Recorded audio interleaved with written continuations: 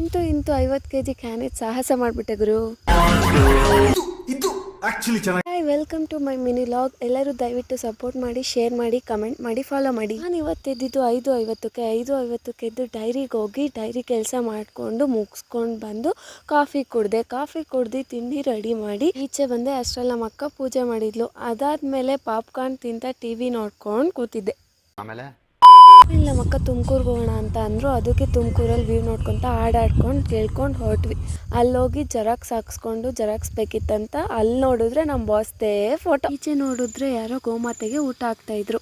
ಅದು ನೋಡಿ ನಮಗೆ ಖುಷಿ ಆಯಿತು. ಅದಾದಮೇಲೆ ನಾವು ಪಿಜ್ಜಾ ತಿತ್ಕೊಂಡು ಮನೇಲಿ ನಮ್ಮ ಚಾನಲ್ ಯೂಸ್ ಮಾಡ್ಕೊಂಡು ಫೀಲ್ ಮಾಡ್ಕೊಂಡು ಈ ಸಾಂಗ್ ಕೇಳ್ಕೊಂಡು ಬಂದ್ವಿ. ಅದಾದಮೇಲೆ ನಮ್ಮೂರ ರೋಡ್ ಸರಿ ಇಲ್ಲ ಅಂತ ರಾಂಪುರ ಮೇಲೆ ಬರೋಕ್ಕೆ ಹೋದರೆ ಆ ರೋಡು ಕಿತ್ತೋಗೈತೆ.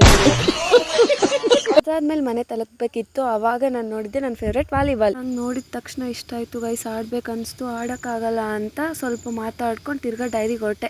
ಇಷ್ಟೇನಪ್ಪ ಅಂದರೆ ಬಿಟ್ಟು ಬಿಲ್ಡಪ್ ತೊಗೊಳಕ್ಕೋಸ್ಕರ 50 kg ಕ್ಯಾನ್ ಎತ್ತಿದ್ದೀನಿ ಗುರು. ಆಮೇಲೆ ಹಾಲು ತೊಗೊಂಡು ಹೊರಡ್ತೈತೆ. ಅಲ್ಲಿ ನೋಡಿದ್ರೆ ಫುಲ್ ಕತ್ಲು ಗುರು. ದೆವ್ವ ಎಲ್ಲ ಕರಿತಾವೆ. ಆವಾಗ ನನ್ನ ಮನ್ಸಿಗೆ ಹಿಂಗೆ ಅನಿಸಿದ್ದು. ಆಮೇಲೆ ಕೊನೆಗೂ ಮನೆಗೆ ತಲುಪಿ ಹಾಲು ಕಾಯಿಸಿ ಕಾಫಿ ಇಡೋಣ ಅಂತ ಹಾಲಿಗೆ ಸಕ್ಕರೆ ಹಾಕಿ ಅದಾದಮೇಲೆ ಒಂದು ಲೋಟಕ್ಕೆ ಕಾಫಿ ಪುಡಿ ಹಾಕಿ ಅವೆರಡು ಮಿಕ್ಸ್ ಮಾಡಿದೆ. ಅದಾದಮೇಲೆ ಕಾಫಿ ರೆಡಿ ಆಯಿತು. ಅದ್ರ ಜೊತೆ ಕಾಂಬಿನೇಷನ್ಗೆ ಬಜ್ಜಿ ಮತ್ತು ಚಿರ್ಮುರಿ ಸಕ್ಕದಾಗಿತ್ತು ಗುರು. ಆಮೇಲೆ ಈಚೆ ಬಂದು ಸ್ವಲ್ಪ ಮೀಟಿಂಗ್ ಮಾಡಿ ಅದಾದಮೇಲೆ ಒಳಗೆ ಹೋಗಿ ಟಿ ವಿ ನೋಡಿ ಅದಾದಮೇಲೆ ಅಡುಗೆ ಮಾಡೋಣ ಅಂತ ಹುಳಿಗೋಜು ಮಾಡಿದೆ ಗುರು. ಹುಳಿಗೋಜು ಮಾತ್ರ ಸಕ್ಕದಾಗಿತ್ತು. ಅದಾದಮೇಲೆ ಟಿ ವಿ ನೋಡ್ಕೊಂಡು ಮಲ್ಕೊಂಡೆ.